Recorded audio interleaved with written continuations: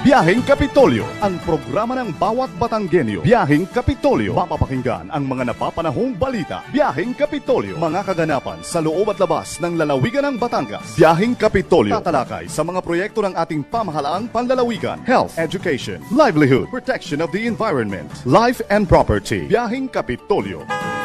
Samahan ang mga patrol ng Kapitolyo sa biyaheng walang iwanan patungo sa isang Rich Batangas. Rich Batangas! Kapitolyo! Kapitolyo! Sakay na! Tara na! Samahan nyo kami sa biyaheng Kapitolyo. Biyaheng Kapitolyo! Live na live mula sa Batangas Provincial Information Office Media Center. Itong Wednesday edition ng inyong biyaheng Kapitolyo. Kasama ang mga kapasada nyo ngayong araw, Vincent Altar and Ornald Tabares Jr.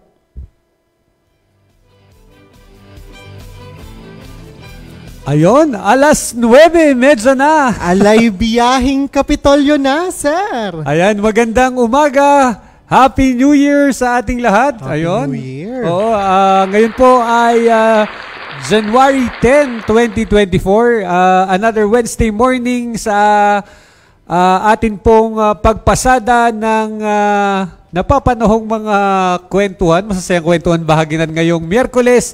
Gayon din ang mga bagong balita at paksa na ating pag-uusapan. Siyempre, kasama po ang mga boses mula sa inyong Wednesday Handsome Duo. Yon? Kasama si Sir Vincent Altar and Ornald Tabares Jr. At sa ating pagpasada ngayong umaga, sir, ito po ang dapat nilang antabayanan.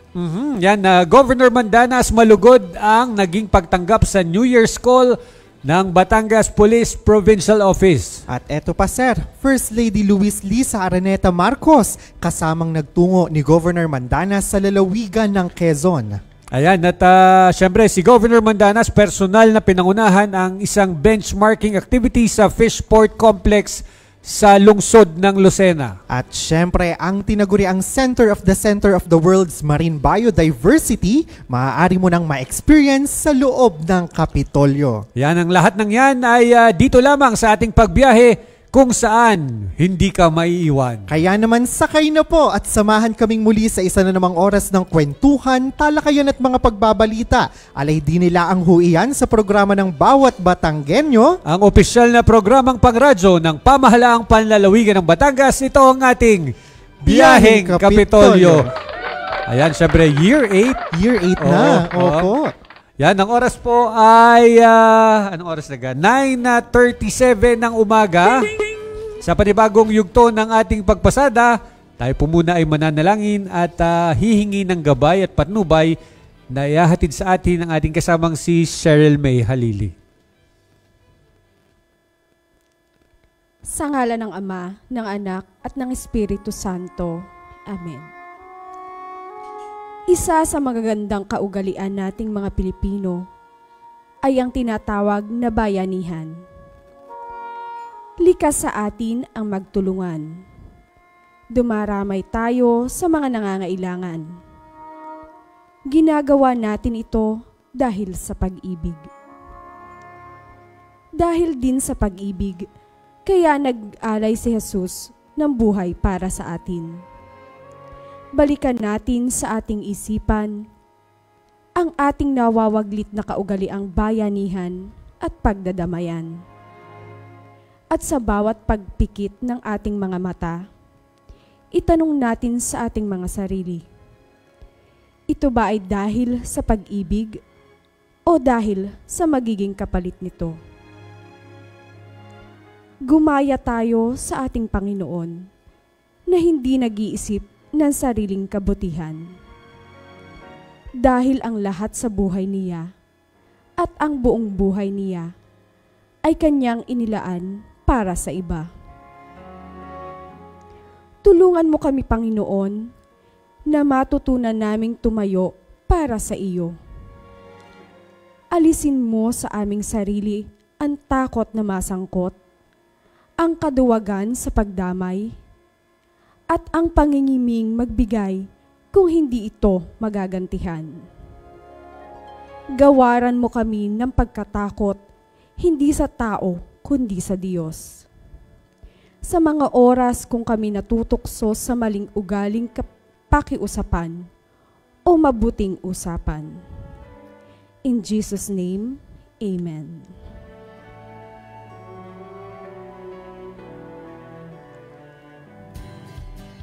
Ayan, amen. Amen, Ayan, oo. sir. Magandang umaga kasamang May. Bati naman muna ikaw. Yan, Sir Vincent, kasamang Arnold, maganda at mapagpalang araw po ng Miyerkules sa ating lahat.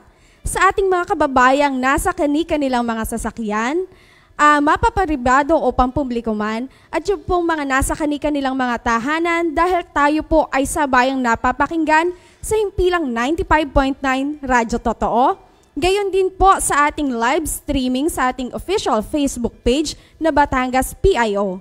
Gayon din po, good morning sa lahat na nakatutok sa atin ngayon. Kay Jun Lindo Naguda, good morning sa iyo.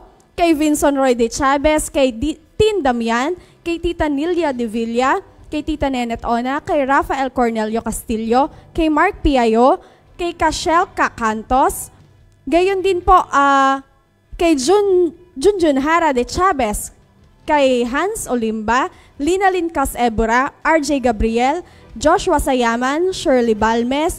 Gayon din po, good morning sa aking mama at sa aking papa na nakatutok din ngayon. Good morning po sa inyo.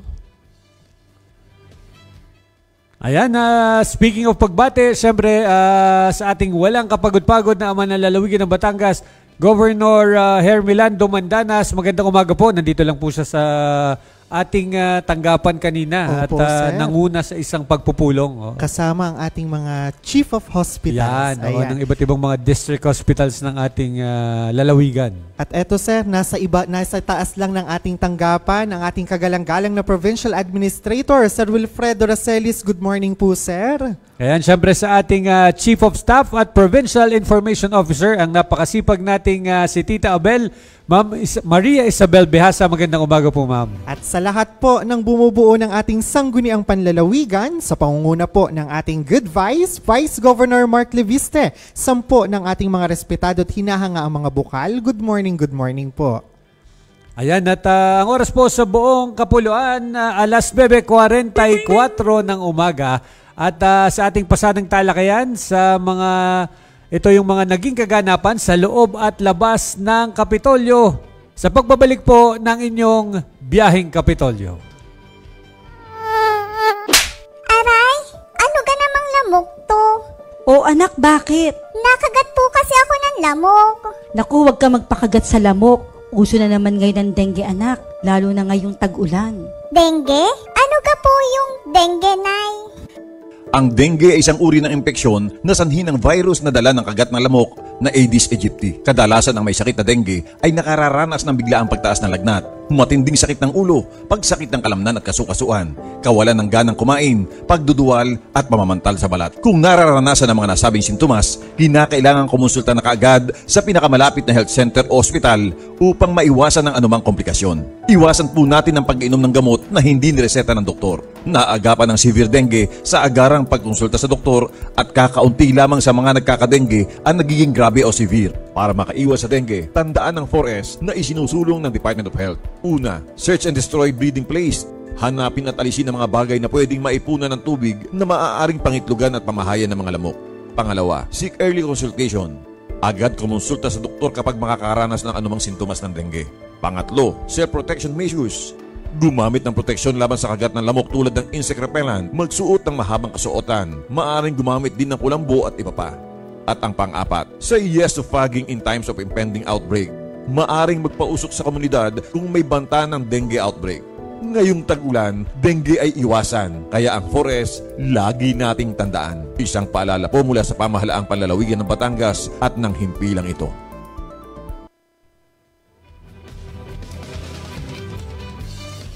Ayan, muli pong nagbabalik ang inyong biyaheng Kapitolyo. At yun nga, sinimulan po ng pamahalaang panlalawigan ng Batangas ang paglilingkod ngayong taon. Siyempre sa pamamagitan ng isang banal na misa na idinaos noong 2 ng Enero sa Regina Armandanas Memorial Dream Zone na sinundan ng pagpupugay ng bandila ng Pilipinas.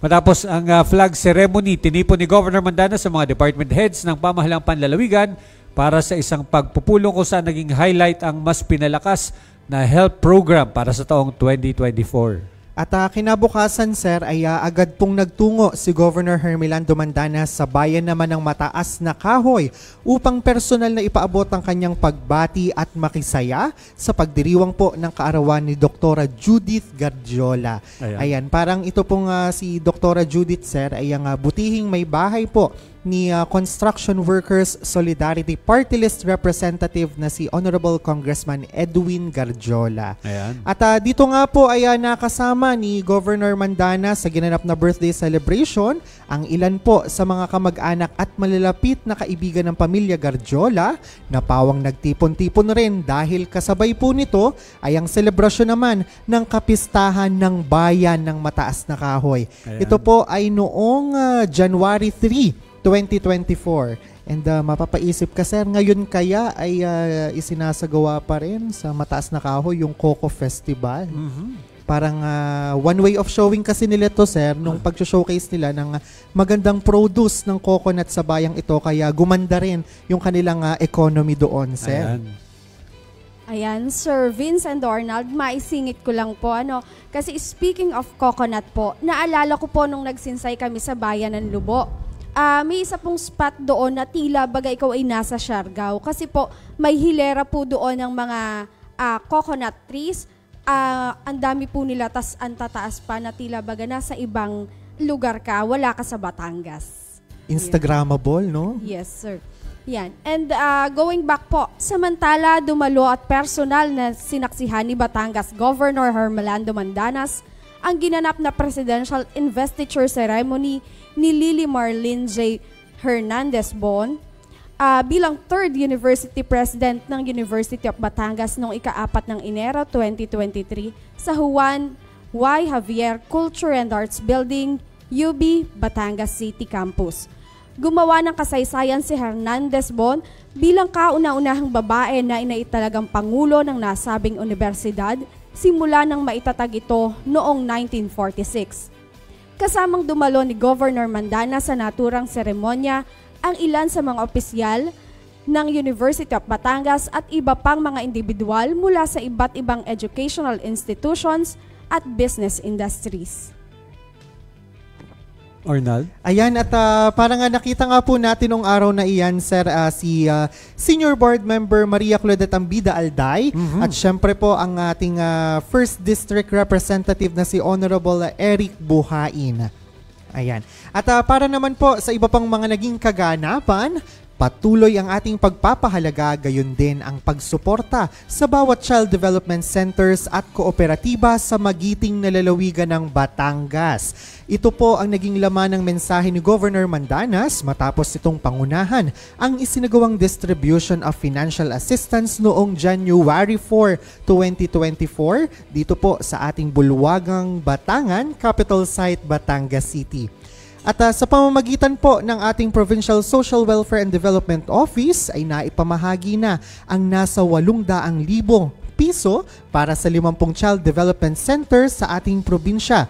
At sa ilalim naman po ng Financial and Cooperative Loan Assistance Program na pinangangasiwaan ng Provincial Cooperative Livelihood and Enterprise Development Office ay matagumpay naman pong naipaabot ang tulong pinansyal para sa siyam na kooperatiba mula sa lalawigan na aabot sa may kabuang halagang 4.8 million pesos. Ayan, at samantala nitong nakaraang Lunes naman, ito lamang anong araw ngayon? Ngayon Wednesday, nitong nakaraang Lunes, malugod na tinanggap ni Governor Mandanas ang delegasyon mula sa Batangas Police Provincial Office kaugnay sa isinagawang New Year's Call ng mga kapulisan ng lalawigan sa conference room ng Regina Armandanas Memorial Dream Zone dito sa Kapitolyo. Pinangunahan ni Philippine National Police Batangas Provincial Director Police Colonel Samson Belmonte ang pagbisita at pakikipagpulong kay Governor Mandanas. Kasama ni Colonel Belmonte ang ilan mga opisyal at miyembro ng kapulisan mula sa kanilang command groups, cities and municipalities, police stations at provincial support units. Naging kaisa naman ng gobernador sa kanyang pakikipagpulong sa hani ng kapulisan, sina Provincial Information Officer at Chief of Staff Ma'am Abel Behasa at Provincial Public Order and Safety Department Head Attorney Genaro Cabral. At sa sumunod na araw, sir, kahapon po ay naging pangunahing aktibidad naman ni Governor Mandanas ang kanyang pagtungo sa Quezon Convention Center sa Lucena City, kasama po si First Lady Luis Liza Araneta Marcos. Para po sa kabuuang kwento patungkol diyan, ibahagi mo ito kasamang Auntie May. Ayan, bumisita nga po at personal na nagpakita ng pagsuporta si Governor Hermelando Mandanas sa pag-arangkada ng libreng laboratorio, konsulta at gamot para sa lahat o ang tinatawag na Love for All. Karaban ni First Lady Luis Liza Araneta Marcos kahapon po yan, ika-9 ng Enero sa Quezon Convention Center sa Lucena City. Ang pagtungo po ni Governor Mandanas sa naturang programa ay pagpapakita ng kanyang pagnanais o adhikain na lubusang maipatupad ang implementasyon ng Universal Healthcare Law sa bansa, na inaasahan pong makakapagbigay sa bawat isang Pilipino ng libre at dekalidad na serbisyong pangkalusugan. Matatandaan naman na nauna nang isinagawa ang Love for All Caravan sa lalawigan ng Batangas bilang pilot site ng programa noong ika-16 ng Mayo 2023. Bukod kay First Lady Araneta Marcos, naging bahagi rin ng ginanap na aktibidad sina Department of Health Secretary Ted Herbosa, Department of Social Welfare and Development Secretary Rex Gatchalian, TESDA Director General Suharto Mangudadatu at Quezon Governor Helen Tan. Kaysa ni Governor Mandanas sa kaniyang pagtulak sa Lucena City, sa Quezon, si Provincial Public Order and Safety Department Head Attorney Genaro Cabral. Ayan, at matapos nga na ang pagtungo ni Governor Mandanas sa isinagawang Love for All Caravan, parang love yan. Yes, sir. Nasa nga si Vice. Oo nga. Good Vice, miss you. Ayun, oo, love. At Love for All yan. Matapos nga ang isinagawang Love for All Caravan sa Quezon Convention Center sa Lucena City, agarang tumulak ang gobernador sa Barangay Dalahican sa kaparehong lungsod para naman sa isang benchmarking activity sa Lucena Fishport Complex. Ang pagtungo ito ng gobernador ay kaugnay sa pagpapaganap ng proyekto ng pamahalaan panlalawigan na hapag-isdaan ng mamamayan o HIM Fishport. Ito ay nasa ilalim ng pangangasiwa ng isang technical working group na pinangungunahan mismo ni Governor Mandanas, kasama din sina Provincial Agriculturist Dr. Rodrigo Bautista Jr., Provincial Planning and Development Office Assistant Department Head Medel Salazar, Fisheries Consultant Engineer Marcos Umbana at mga kawani mula sa tanggapan ng Provincial Engineers Office at PPDO. Bahagi ng naturang aktibidad ang pagsasagawa ng isang ocular inspection at consultative meeting kung saan personal na nakipagpulong si Governor Mandanas sa ilang mga opisyal ng Philippine Fisheries Development Authority Lucena na pinamumunuan ni Lucena Fishport Complex Port Manager Custodio Balawing Jr. Ayan. At ito nga, sir, ay malaking tulong ang naging pagtungo ng mga kinatawan ng pamahalang panlalawigan sa nasabing pasilidad ng PFDA sa Lucena City upang magkaroon po ng dagdag kaalaman patungkol sa wastong operational and organizational procedures na kinakailangan para sa isang regional fishport operations. Samantala, matatandaan na nauna ng binisita ni Governor Mandanas noong nakaraang buwan ng Nobyembre, kamakailan lamang, last year, sir, ang General Santos Fishport Complex sa South Cotabato na kinikilala bilang ikalawa sa pinakamalaking fishports sa bansa. Bali, sir, kung hindi ako nagkakamali, parang yung nais na ipagawa dito sa ating lalawigan ay nagsisimula na. Oh, merong mga parang may mga structure na talaga na naunang naitayo at yun nga ang inaasahan na maitutuloy na isang malawakang fishport talaga itong proyektong ito. At medyo mahaba po yung sakop nitong fishport na ito at napakagandang bagay po na mismong ang ating gobernador ang nagkakaroon ng inisyatibo para magkaroon ng mga benchmarking para sa mas maganda na operasyon ng ating fishport dito sa ating lalawigan. Ayan, at dahil po sa paksang Fishport Complex na iyan, ay usaping underwater experience muna tayo. Hatid sa atin ng pamahalang panlalawigan ng Batangas sa pamamagitan ng Provincial Tourism and Cultural Affairs Office ang kakaibang virtual underwater experience kung saan maaari mong marating ang kailaliman ng Verde Island Passage. Ano nga ang Verde Island Passage at kung bakit ito tinaguri ang center of the world's marine biodiversity? Sama-sama po nating pakinggan at panuorin ito. Tara na! Sinsay dine sa Batangas! Namumukod tangi, ipinagmamalaki, at sinasadya ng mga dayuhang mula sa iba't ibang bahagi ng daigdig. Isang destinasyong dinimula ang masisinsayan sa dakilang lalawigan ng Batangas, ang tinaguriang center of the world's marine biodiversity, o mas kilala bilang Verde Island Passage.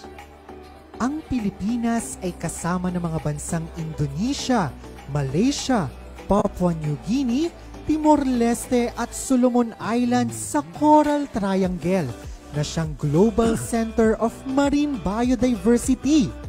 Ngunit alam nyo ga na nasa ating bansa, partikular na dine sa lalawigan ng Batangas, ang sentro ng marine biodiversity sa mundo. At iyan ay ang Verde Island Passage o VIP. Mayroon itong matingkad na kulay bughaw na karagatan at sa ilalim na rin buhay na buhay ang mundo ng marine ecosystem. Naririnig sa Batangas ang pinakamataas na konsentrasyon ng marine life sa buong mundo.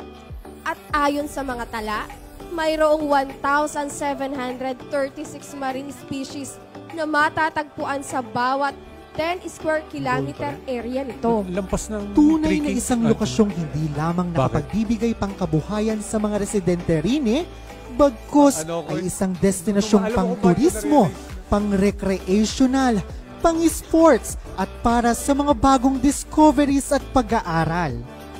Ika nga ng mga dalubhasa, napakarami na ng mga species na nadiskubre sa Verde Island Passage.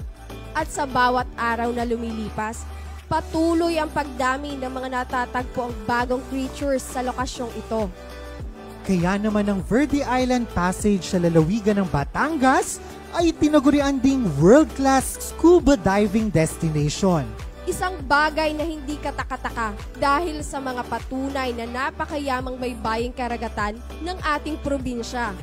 Ngunit alam nyo ga, may isang destinasyon din sa lalawigan ng Batangas na talaga namang matatanawan mo ang malaking bahagi ng Verde Island Passage. At iyan ay ang Monte Maria Shrine ng Pagkilatan, kung saan nakatindig ang pinakamalaking dambana ng mahal na Birheng Maria sa buong Asya. At ilan nga sa maaari mong sinsayan kung nais mong subukan ng scuba diving din sa lalawigan ng Batangas ay ang bayan ng Mabini, Tingloy, Nasugbu, Calatagan, San Luis, Lubo, San Juan, Angbawan at ang lungsod ng Batangas.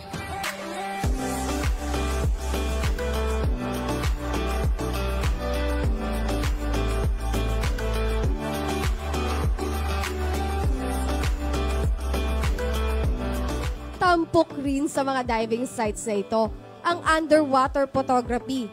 Kaya kung ikaw ay mahilig sa gawain ito, alay, ihanda mo na ang mga lente mong pang wide angle at macro shots. Dahil sa ilalim na ray, matatanawan mo ang kamanghamanghang coral reefs at ang nagsisitingkadang kulay ng iba't ibang isda, syempre mula sa pinakamaliit hanggang sa pinakamalaking uri nito.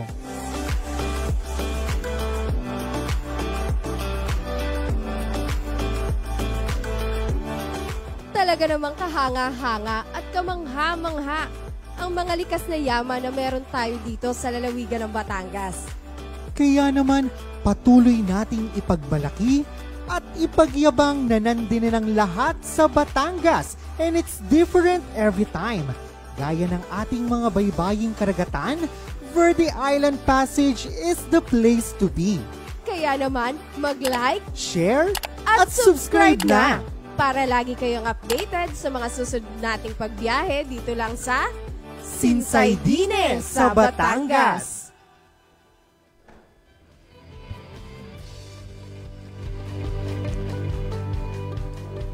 Ayan, at para naman pasadahan ng mga paparating na aktibidad ng pamahalang panlalawigan ngayong linggo kasamang May.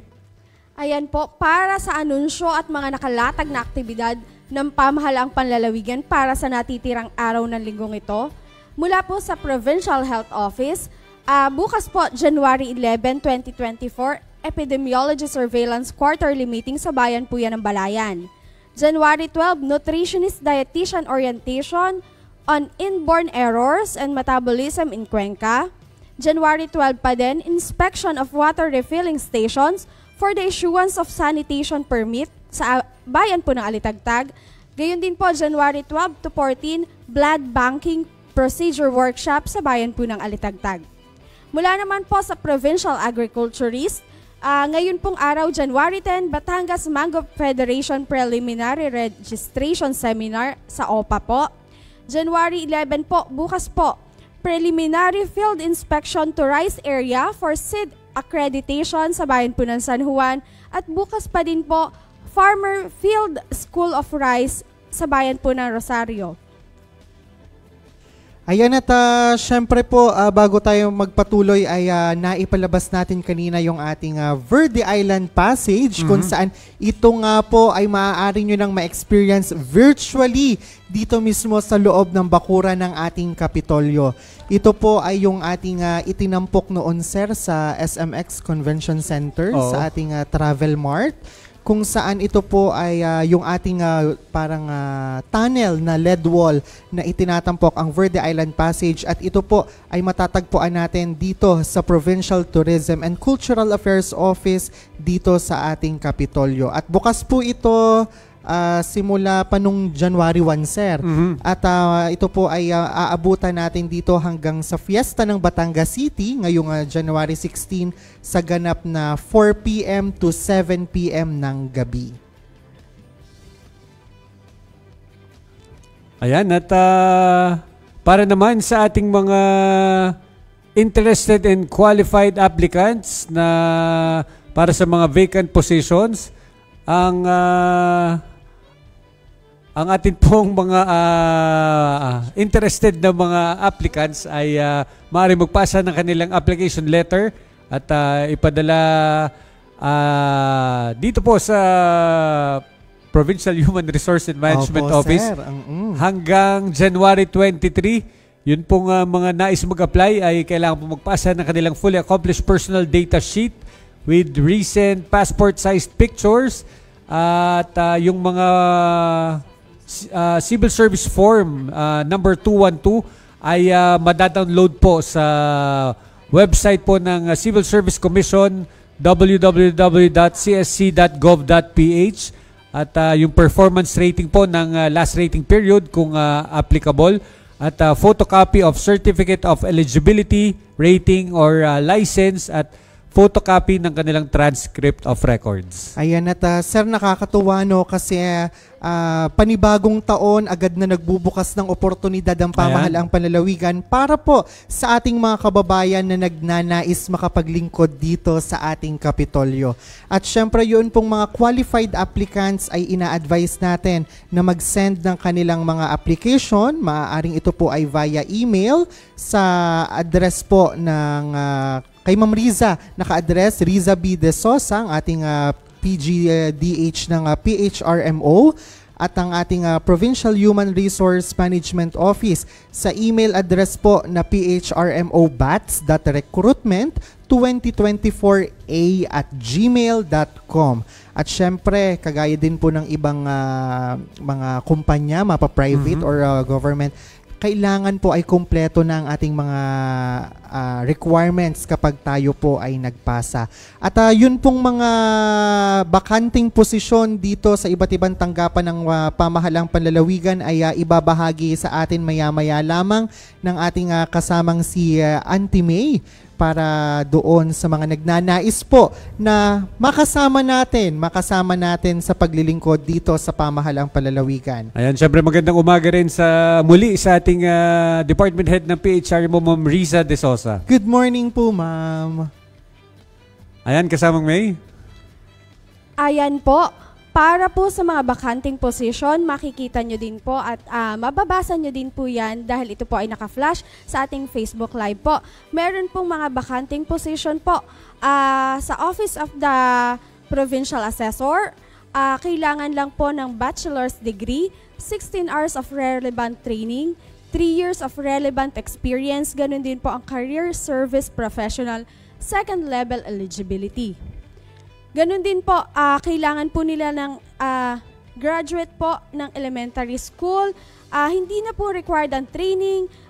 Ganun din po, hindi din po required ang eligibility.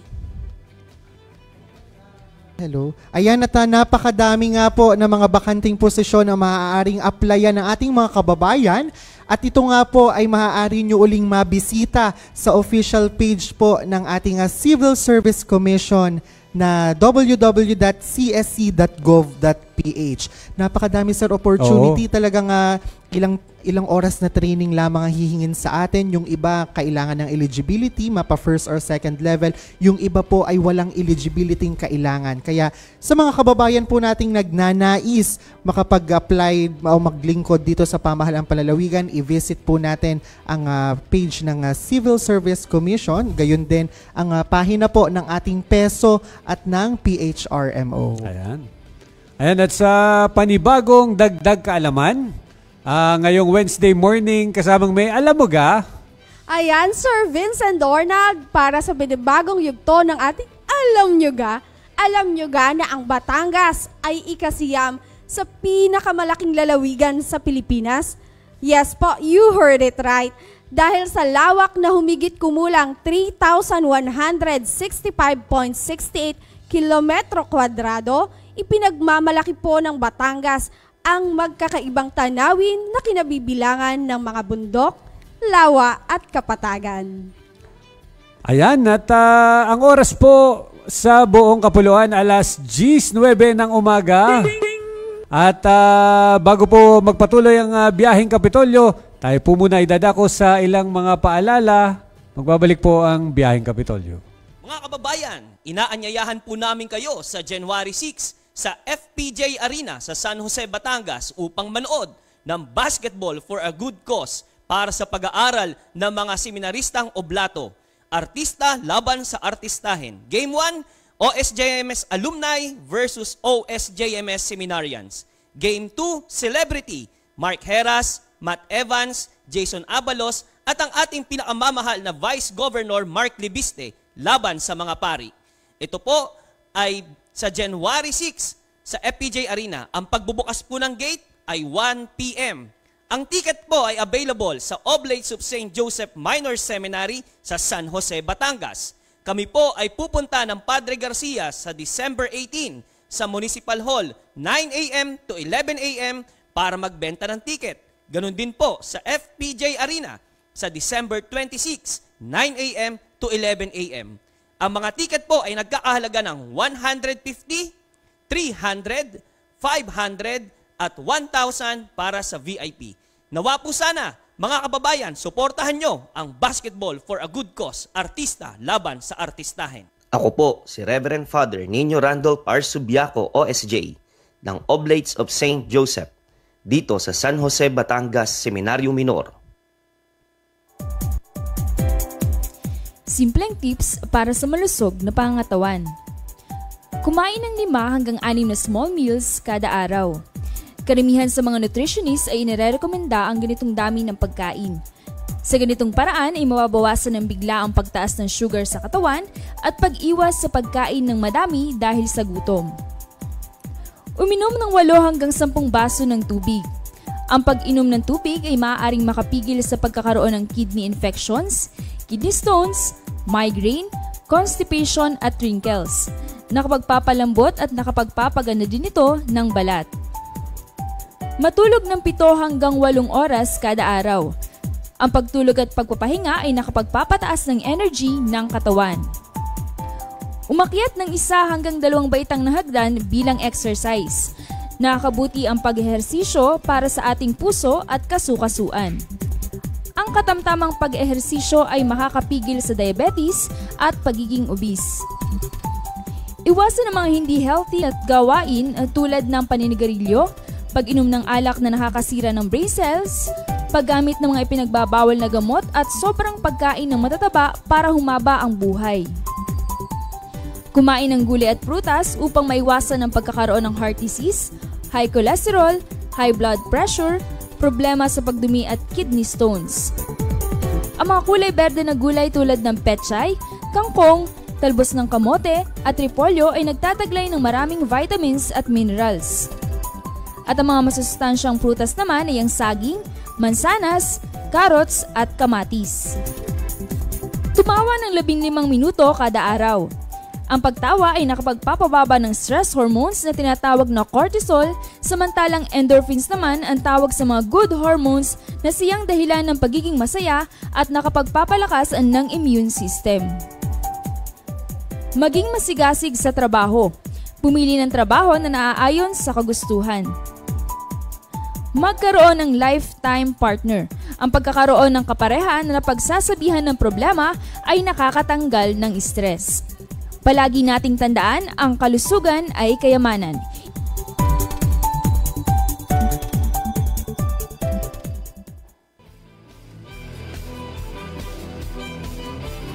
Nagbabalik po ang biyaheng Kapitolyo. Ang oras po alas 10:13 ng umaga. Ayan, para naman po sa ating balitaan. Dumating na sa bansa si Indonesian President Joko Widodo para ito sa kanyang 3-day official visit sa Pilipinas. Kabilang na ang bilateral meeting nila ni Pangulong Ferdinand Marcos Jr. sa Miyerkules, ika-10 ng Enero o ngayong araw, ika-10 ng Enero. Ayon sa Presidential Communications Office, lumapag ang sinakyang eroplano ni Widodo sa Maharlika Presidential Hangar sa Villamor Air Base sa Pasay City noong alas 8:05 ng gabi. Sinalubong siya ni Ambassador of the Republic of Indonesia, His Excellency Agus Widjojo at Madam Rani Muerni Kayani, kasama sina Defense Attaché Colonel Bambang Widjonarko at Francisca Donna Carmelita. Present din sa pagdating ni Widodo sina Secretary Carlito Galvez, Philippine Ambassador to Indonesia Gina Hamoralin, Undersecretary Rachel Quiñones at Pasay City Mayor Emelda Calixto Rubiano. Napaka-unique na mga surnames nila, sir. At maibahagi lang natin, bagaman ang ating motif today, sir, ay peach. Ayun? Napakagandang rumerehistro tayo sa ating mga screen na parang nagpipink to ganda. Samantala, sir, ay yung sumama sa translasyon 2024 pumalo na sa 2.8 million. Umabot nga po sa 2.8 million ang tinatayang dumagsa para sa kapistahan ng Black Nazarene nitong Martes ayon sa National Capital Region Police Office. Hanggang nitong alauna ng hapon, pumalo sa 2.2,807,000 ang mga debotong nakiisa sa translasyon ayon sa NCRPO Public Information Office. Ang naturang numero ay kabuang bilang ng mga deboto sa Quirino Grandstand sa Translasyon Procession of Black Nazarene sa Quiapo Church. Alas 10 ng umaga pa lamang umano, ayon naman sa opisyal ng Quiapo Church ay tumungtong na sa 1 milyon ang dami ng mga deboto.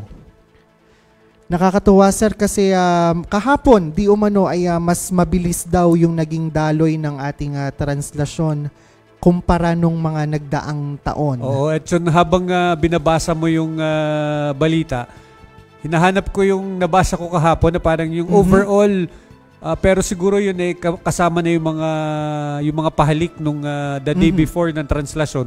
Parang umabot daw sa 6.5 million ng mga deboto na estimated na pumunta para sa Nazareno ng parang siguro ilang araw yun. Hindi naman siguro yung kahapon lang. Kasi nga parang sobrang punong-puno na. Opo. Pero yung iba't ibang mga aktibidad umabot ng mahigit 6 na milyon daw, hindi ko agad makita kung sa ko nga ba nabasa yun kagabi. At kahapon sir, habang pinapanood ko yung live stream ng translasyon ay tila baga ako'y napaisip sa kung paano din ako nanalangin lalo't higit nung panahon na ako ay nagbo-board exam sa Manila. So ikaw ay naging napadako din lagi sa Quiapo. Opo, sir. Ayan. At napakarami din po ng mga taong nagpunta doon, hindi man para sumama sa translasyon pero upang magdala halimbawa ng mga tubig, mga pagkain para doon sa mga kasama mismo doon sa parada. Ayan. At para naman sa iba pang mga balita, nanawagan si Pope Francis para sa isang pandaigdigang pagbabawal sa surrogacy. Ayan, nakakalungkot raw umano ang kaugalian na isang babae na nagdadala ng anak ng ibang tao. Sa kanyang talumpati sa bagong taon sa mga diplomat sa Vatican, sinabi niyang isa itong malaking paglabag sa dignidad ng babae at ng bata. Ito yung surrogacy. Regalo raw ang buhay ng isang bata at hindi nakakabase sa isang kontrata. Matatanda ang noong June 2022, kinundina ng Santo Papa ang surrogacy bilang isang hindi makataong kasanayan.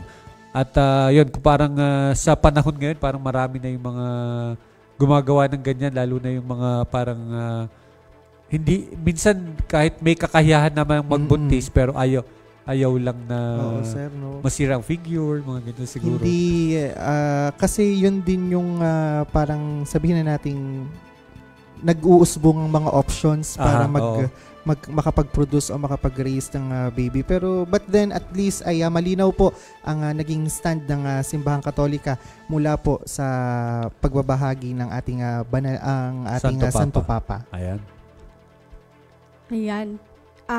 PBBM tututukan ang National Cleanup Program na inilarga sa buong bansa. Masusing babantayan ni Pangulong Ferdinand Marcos Jr. ang programang kalinisan sa buong Pilipinas upang mapanatili ang momentum sa inilargang cleanup drive sa buong bansa. Sa kanyang video message na inilabas nitong Martes, ikinatuwa ng Pangulo ang positibong resulta sa pagsisimula ng programa matapos iulat ng Department of Interior and Local Government or DILG nakakolekta ng mahigit 5.1 milyong kilo ng basura sa buong bansa sa unang araw ng paglilinis. Sinabi ni Pangulong Marcos Jr. na gagawing tuloy-tuloy ang cleanup drive at kada buwan ay kikilalanin at pararangalan ang mga barangay na nakagawa ng katangi-tanging aksyon.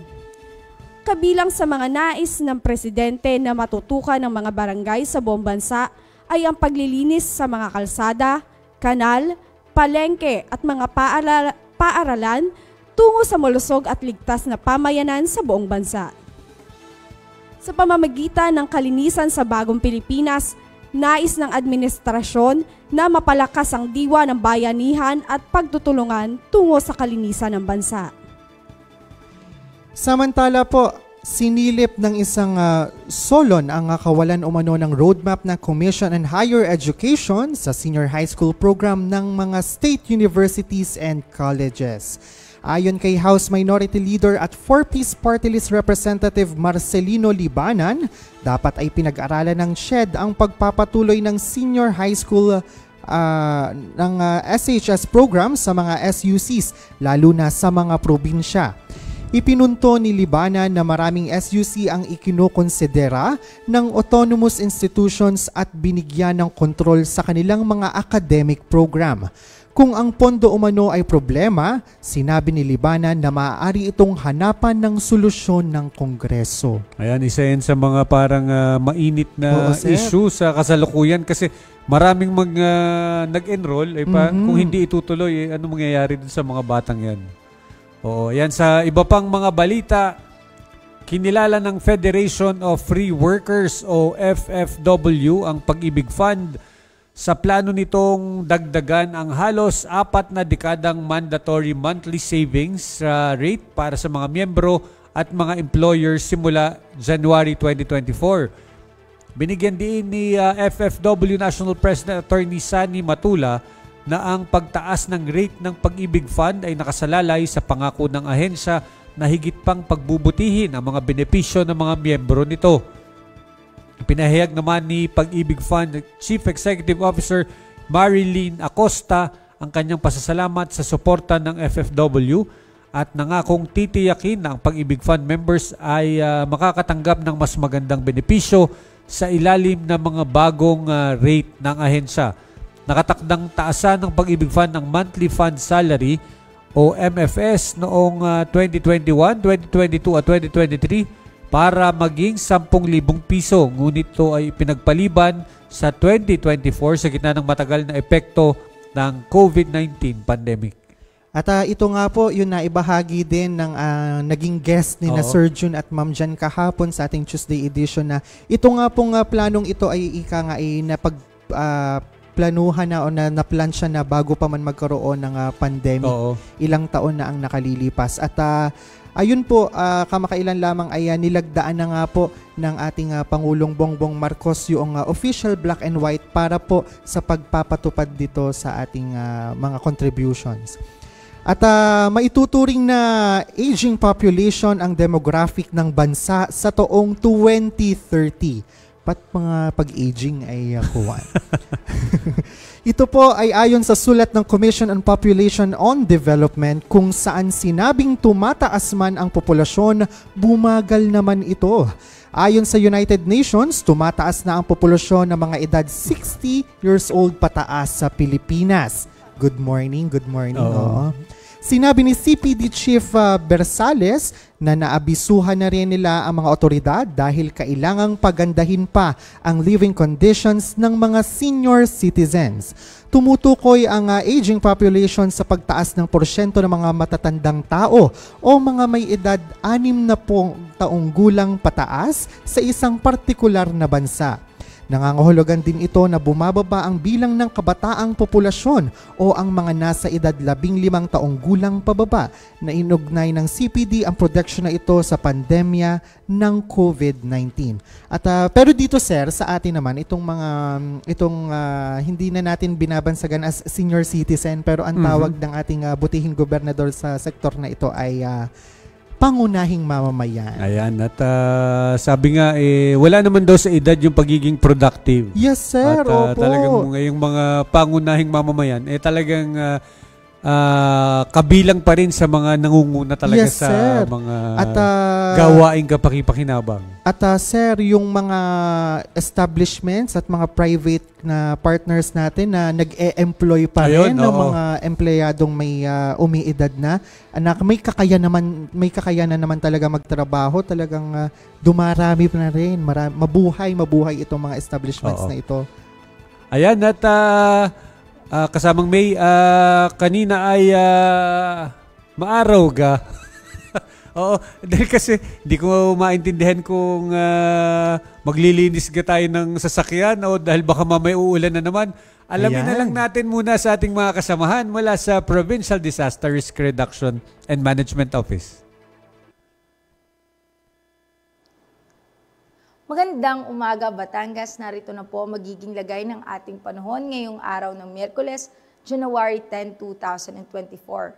Dalawang weather system pa rin po ang nakakaapekto sa ating bansa. Una na nga dito yung Northeast Monsoon o hanging amihan na siyang nakakaapekto sa hilagang bahagi ng Luzon. Samantala, ang easterlies o hangin nagmumula sa karagatang Pasipiko ang siya namang nakakaapekto sa nalalabing bahagi ng ating bansa. Malaki ang tsansa na may hinang pag-ulan sa bansa, partikular na sa silangang bahagi ng Northern Luzon sa area ng Cagayan Valley. Habang sa nalalabing bahagi ng bansa ay generally fair weather pero posible pa rin ang isolated light rain sa Luzon at thunderstorms sa Visayas at Mindanao. Base sa datos ni Pag-asa ay wala pa rin po tayong namamonitor na low pressure area hanggang sa weekend. Maliit pa rin po ang chance na magkakaroon ng bagyo na maaaring pumasok sa loob ng Philippine Area of Responsibility.